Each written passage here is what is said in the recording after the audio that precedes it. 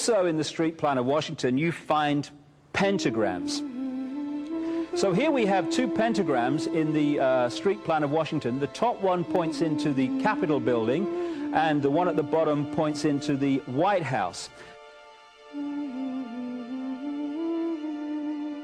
This is a political building, so we're told. In fact, it's a temple to a secret society, built by the Freemasons to a specific design, Congress, the Congress building.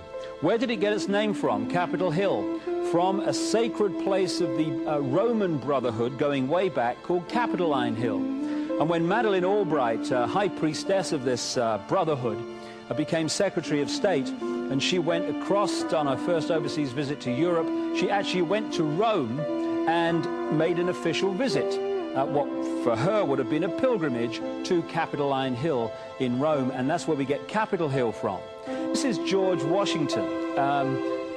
In the last century, they decided they didn't have a decent statue of George, so instead of getting an American to produce one, they ordered it from Italy, from Florence.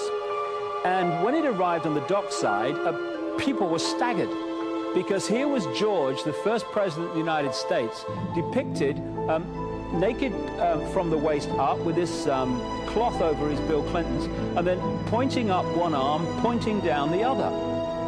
What's going on? Unless you realize where these people are coming from, it's inexplicable. Well, if you just hold that in your mind, arm up, arm down, naked from the waist up, and then Bill Clinton's covered in a piece of cloth, well, this is where it's coming from. This is the ancient depiction of the compilation of the negative force symbol that the Templars worshipped, or the high-level Templars worshipped anyway, called Baphomet. And this is why that they depicted George Washington in that way.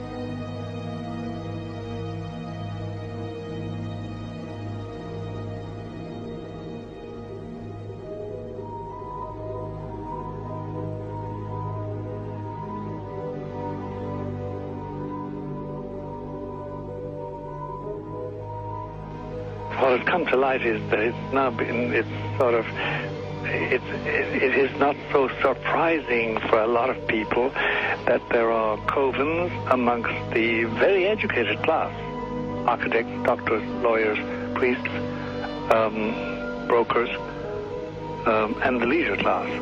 These are people who have made pacts with the devil.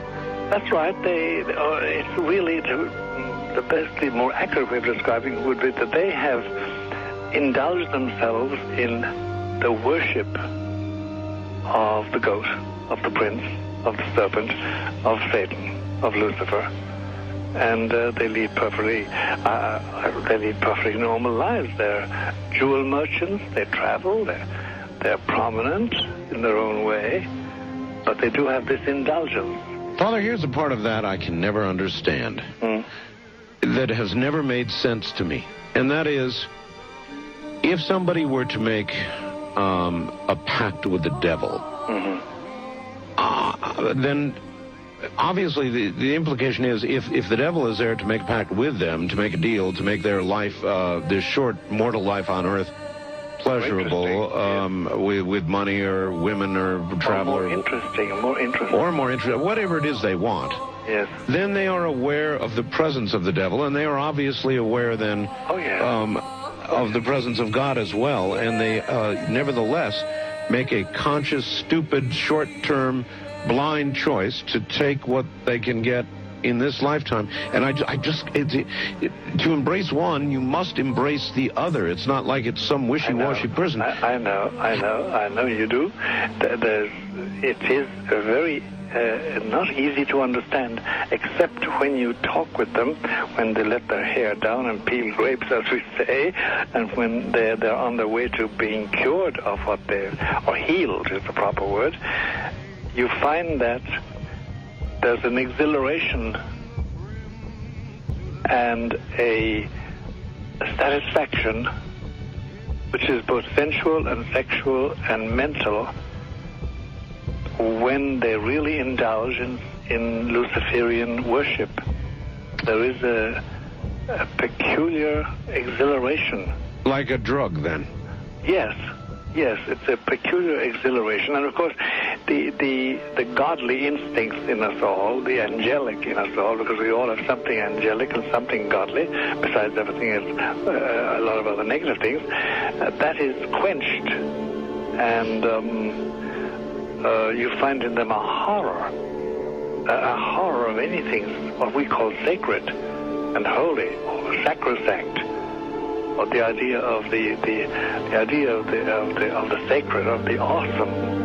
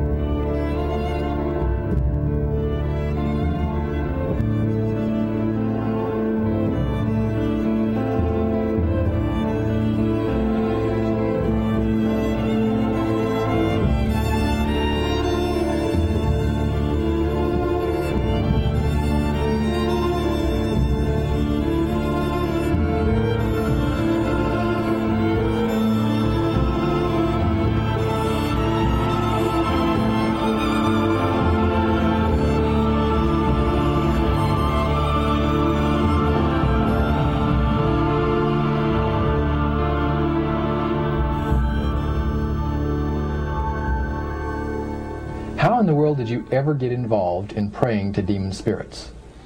A fellow that had been on a particular ship with me, he told me, "Hey, I got something fantastic to tell you." He said, "I am affiliated with people that speak with the spirits of the dead. How would you like to talk to the spirit of your dead mother?" And I was shocked. I was shocked. He said, "You wouldn't be afraid of talking to the spirit of your dead mother, would you?" Well, I said, "I'll tell you what, I would have to give that some thought, because it's something I never thought about before in my life." Most of us probably haven't. A little afraid of something like that. Well, he says, you know, it's written all over your face. You're afraid of going to a seance. But he says, "I know you. He says, you're going to come."